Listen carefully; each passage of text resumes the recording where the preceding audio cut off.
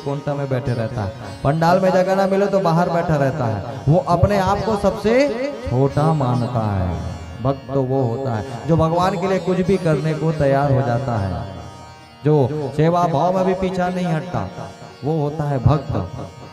हम मंदिर में जाते हैं तो हमको वीआईपी लाइन चाहिए होती, वीआईपी व्यवस्था चाहिए होती है। आप भगवान के लिए इतना कष्ट नहीं सह सकते तो भी भगवान जाएंगे माता। तो भगवान कैसे, अब आप विचार करो इन गोपिकाओं का, ये ब्रज के लोगों के, अब ये कथा आएगी बताएंगा। आप जब इतना दुख दुख दुख दुख करके रोते हो, भगवान ने गोपिकाओं के साथ राज किया और भगवान वहां पर से गए हैं। और इसके पश्चात नारद जी महाराज ने कंस को जाकर के सारे विचार बता दिए। बोले सुनो कंस,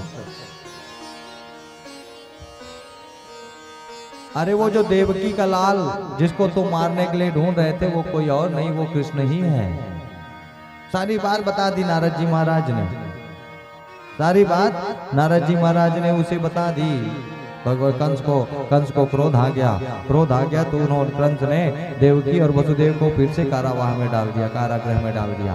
और कारागृह में डालने के बाद बोले कि अब उनको बुलाना, भाई कृष्ण को बुलाना है तो कौन लेने के लिए जाए। तो किसका यह नाम याद आया, अक्रूरोपि चतां रात्रि, अक्रूर जी महाराज। अक्रूर जी महाराज कहा अरे यही बुला सकते हैं। तो अक्रूर जी को बुलाया गया। एक सैनिक को बोला जाओ अक्रूर जी को बुला करके लाओ। अक्रूर जी महाराज के पास जब बुलाने के लिए गया तो अक्रूर जी महाराज ने विचार किया, कंस आज तक सीधे मुंह हमारे से बात तक नहीं किया, आज हमको लेने के लिए, हमको बुलाने के लिए आया है, क्यों बुला रहा है। तब वो विचार करने लग गए। पास में गया तो कंस ने कहा कि आप जाइए, हमारे मथुरा में हमने धनुष यज्ञ रखा है, उसके लिए उस कृष्ण को बुलाकर कृष्ण और बलराम दोनों को लेकर के आइए। तो अक्रूर जी को ये लगा कि ये अब कृष्ण को लगता है इसको सारी बात पता चली गई और ये अब कृष्ण को मारने के लिए बुला रहा है। बोले सुनिए आप उसे क्यों बुला रहे हैं, वो छोटा बच्चा है अभी। कंस ने कहा सुनो, प्रवचन सुनने के लिए नहीं बुलाया है तुम्हें, हम जो कह रहे हैं हमारे आदेश का पालन करो, कृष्ण और बलराम को लेकर के आओ। और भाई अक्रूर जी ने महाराज ने विचार किया नहीं मानूंगा तो मुझे मार डालेगा, इसके हाथ से मरने से अच्छा मैं अपने प्रभु के दर्शन कर लूं।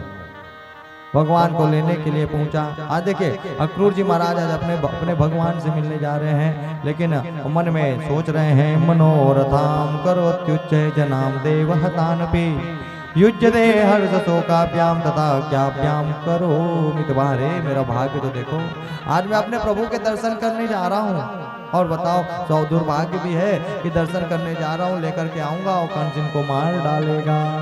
अक्रूरोचि पदाम रात्रि मधुपुर्यां महामती उषित्वा रथमास्ताय प्राययो नंद गोकुलम। ब्रह्म मुहूर्त में अक्रूर जी महाराज उठे और अपने रथ को तैयार किया और रथ को तैयार करने के बाद चले जा रहे थे, लेकिन भगवान के भक्ति में लगे हुए थे।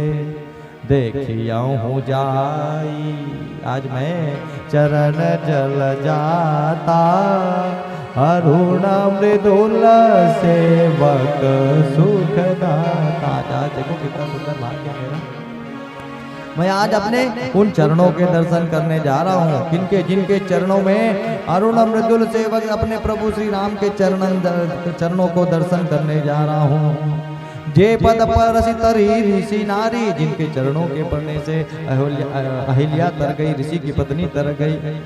दंडक कानन पावन कार, दंड कारण के उन श्रेष्ठ संतों को जिन्होंने तार दिया।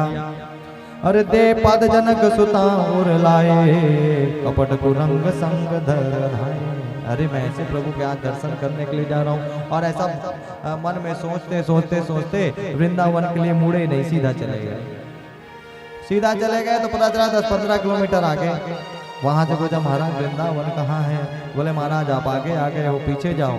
पीछे आए तो फिर भगवान का भजन करते करते 10 किलोमीटर मथुरा की तरफ सुबह से निकले थे। वृंदावन की दूरी मात्र 8 किलोमीटर, वृंदावन से मथुरा की दूरी। सुबह ब्रह्म मुहूर्त में निकले थे, पहुंच रहे हैं शाम को समय में। भजन में भगवान को याद करते हुए इतने विलीन हो गए कि इनको रास्ता का पता नहीं, समय का पता नहीं। सुबह का निकले, शाम को पहुंच रहे हैं। और शाम को जब पहुंचे तो भगवान के यहाँ पहुंचे तो उन्होंने देखा कि दोनों भाई, एक नीले नीले वस्त्र पहना, एक पीले पीले वस्त्र पहने हैं, गोदोहन करने के लिए चले जा रहे। इचीसन चित्त कृष्णम सफल का तनयोध्वनि।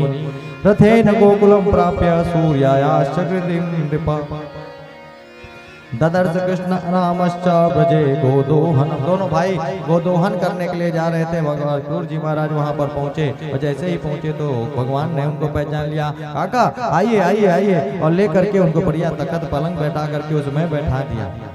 भगवान ने देख पहले तो क्रूर जी महाराज दोनों को देखे बोले यार हाय राम, ये छोटे छोटे बच्चे कंस इनको मार डालेगा, खत्म हो जाएंगे, अरे कैसे लड़ेंगे कंस से। और जब भगवान भाई भगवान तो सबके अंदर की जानते हैं, बोले काका का वो हम थोड़ा दूर कर दिया जाए। आइए आइए काका, हाथ पकड़े तो इतना जोर से दबाए मनहु प्राणमुपागतः, उनकी गलतफहमी दूर हो गई। अरे छोटे तो हैं लेकिन ताकतवर हैं, कितना जोर से हाथ दबाया हमारा, और बैठा दिए। बोले आइए काका बैठिए बैठिए, और बैठाए भगवान अक्रूर जी महाराज। और जब भगवान को देखा तो अक्रूर जी महाराज ने कह दिया कि कन्हैया तुम मत जाना, हम तुमको लेने के लिए आए, वो दुष्ट पापी कंस तुमको मारने के लिए बुलाया, लेकिन हम तुमसे कहते हैं मत जाना, मना कर देना साफ साफ, हम जाके कह देंगे कि नहीं आया, तुम चिंता मत करो, हम मना कर देंगे। तो उन्होंने कहा कि सुनो काका, हमसे बोला तो बोला, पिताजी से मत बोलना, मैया से ये सब मत बताना, नहीं तो हमको जाने नहीं मिलेगा। तब अक्रूर जी महाराज जी बैठे थे और वहां पर पहुंचे कौन, नंद बाबा आकर के मिले, अक्रूर जी महाराज का स्वागत किया। और जैसे ही स्वागत किया तो अक्रूर जी महाराज कहने लगे कि कंस ने धनुष यज्ञ का आयोजन किया है और हम कृष्ण और बलराम को लेने आए हैं। भगवान जिद करने लग गए, पिताजी पिताजी हमें भेज दीजिए, हम वहां धनुष यज्ञ में जाएंगे, मेला लगा है, मेला में आनंद लेंगे। तो नंद बाबा ने साफ सीधा सीधा कह दिया बिल्कुल चले जाओ, और पूरे राज्य में सूचना भेजवा दी। अरे सुनो, जिनको भी कल मथुरा जाना हो वो सारे लोग सुबह तैयार होकर के आ जाना। ग्वाल वालों को पता चला और सभी जगह हल्ला हो गया। ये हल्ला पता चला यशोदा मैया को, कृष्ण और बलराम मथुरा जा रहे हैं। मैया यशोदा लड़ने पहुंच गई। अरे सुनो, आपने हमसे बिना पूछे कैसे आदेश दे दिया, क्या मथुरा नगरी जाएंगे नार के सम्मुखिए, बलराम कलेजे का टुकड़ा घनश्याम नयन काता है। अरे सुनो, ये दोनों कहीं नहीं जाएंगे, बस मैंने यही विचारा है। भगवान देख रहे हैं दो दो माँ होने का कितना नुकसान है। एक माँ वो पैदा होते साथ स्तनपान तक नहीं करा पाई, और एक माँ ये जो पाली है, बच्चे पालने वाले का अधिकार ज्यादा होता है। मां सोच रहे, भगवान सोच रहे हैं कैसे करूंगा, कैसे इस विपत्ति से निकलूंगा, और बस माँ तू कैसी बात कर रही है। अरे अगर कंस चाहता है मैं आऊं तो मुझे जाने दे, नहीं तो लोग ये कहेंगे कि कृष्ण कंस के डर के मारे नहीं आया। वो लोग मुझे बुरा नहीं कहेंगे, यशोदा मैया तेरे दूध को गलत कहेंगे, और मैं अपने आप की बदनामी सह सकता हूँ मैया, लेकिन तेरे दूध की बदनामी नहीं सह सकता। मैया ने जैसे सुना तो कहा लाला जा, और जा करके उस कंस को समाप्त कर देना। इतना कहा नहीं कि भगवान प्रसन्न हुए, और बलराम और कृष्ण दूसरे दिन रथ तैयार हुआ। रथ रात में खड़ा था तो कई लोग आए, अरे ये रथ उसी अक्रूर का है ना, लोगों ने कहा तोड़ दो इस रथ को, लेकिन वो सभ्यता नहीं थी उस समय, वो सभ्यता नहीं थी। अक्रूर, अरे अक्रूर तुम अक्रूर नहीं, तुम तो क्रूर हो, तुम हमारे प्राण को लेने आए हो। अरे कौन है कृष्ण, इनके प्राण हैं। जो प्रेम करते हैं कृष्ण, उतना प्रेम करते हैं उन यशोदा से, उस गोपिकाओं से, उन ग्वाल बालों से। जब दूसरे दिन रथ तैयार हुआ, सारे ग्वाल बाल तैयार हो गए जाने के लिए, गोपिकाएं सब खड़ी हैं, भगवान जाने को तैयार हुए, रथ में बैठने को तैयार हुए। और जैसे ही मैया यशोदा आज इतना रो रही हैं, अब आप विचार कर लीजिए, एक छोटा सा आपके यहाँ अगर कोई विशेष बहुत फेमस आदमी आ जाए, 2-4 दिन रह जाए और उसके बाद जाने की बात करे तो आपको कितना दुख होता है। यहाँ तो वर्ल्ड फेमस क्या, त्रिलोकी का फेमस आदमी था, ये त्रिलोकी का नाथ था जो उनके साथ रहा, और आज वो उनको छोड़ करके जा रहा है, दोबारा वृंदावन नहीं आने वाला है। माँ रो रही है, यशोदा मैया रो रही है, कृष्ण मुझे छोड़ करके जा रहे हो ना।